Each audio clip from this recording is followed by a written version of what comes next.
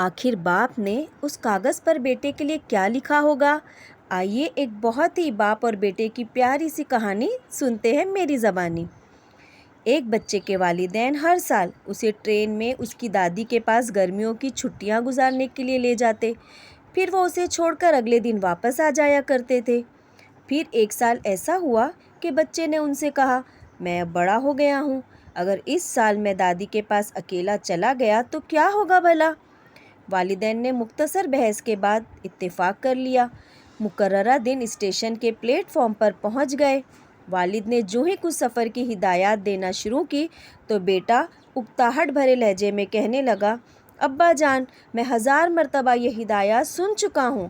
Train کے روانہ ہونے سے ایک لمحے پہلے اس کے والد اس کے قریب آئے اور اس کے کان میں سرگوشی کی اور سرگوشی کرتے ہوئے کہا، یہ لو، اگر تم خوفزدہ ہو یا بیمار ہو یا کچھ بھی تمہارے ساتھ مسئلہ ہو تو یہ تمہارے لیے ہے، اور اپنے بچے کی جیب میں کچھ ڈال دیا۔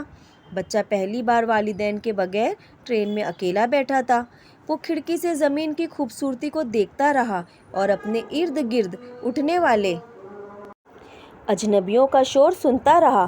کبھی اپنی سیٹ سے اٹھ کر کیبن سے باہر نکلتا تو کبھی اندر چلا جاتا، یہاں تک کہ ٹرین کے ٹی سی نے بھی حیرانگی کا اظہار کیا اور اس سے بغیر کسی ساتھی کے اکیلے سفر کے بارے میں سوال جواب کیے۔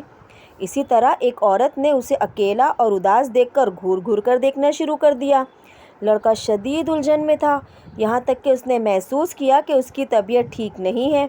پھر وہ خوفزدہ ہو گیا، یہاں تک کہ وہ اپنی کرسی پر سے گر گیا اور اس کی آنکھیں آنسوؤں سے بھر گئی۔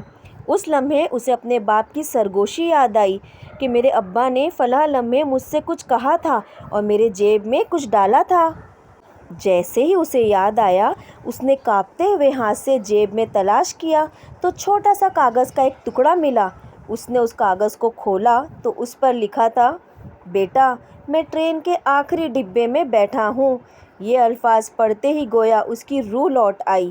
زندگی بھی ایسی ہی ہے نا، ہم اپنے بچوں کے پروں کو چھوڑتے ہیں، انہیں آزاد کرتے ہیں، انہیں اعتماد دلاتے ہیں، لیکن جب تک ہم زندہ ہیں ہمیں آخری ڈبے میں، آخری کیبن میں ہمیشہ موجود رہنا ہے، ان کے لیے تحفظ بن کر، اور انہیں یہ احساس دلانا ہے کہ تمہارا تحفظ، تمہارا حفاظت تمہارے ساتھ ہے۔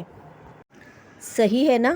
بچے کتنے بھی بڑے ہو جائیں اور والدین کتنے بھی بوڑھے ہو جائیں، مگر والدین والدین ہی ہوتے ہیں۔ اسی طرح ماں باپ کی نظروں میں بھی بچے بچے ہی ہوتے ہیں، بھلے وہ ٹرین کے آخری ڈبے میں موجود ہوں یا گھر کے کسی ایک کمرے میں کونے میں بیٹھے ہوں، ان کی موجودگی تحفظ کا احساس دلاتی ہے۔ اللہ سب کے والدین کو سلامت رکھے، آمین ثم آمین۔ بہت شکریہ، اللہ حافظ۔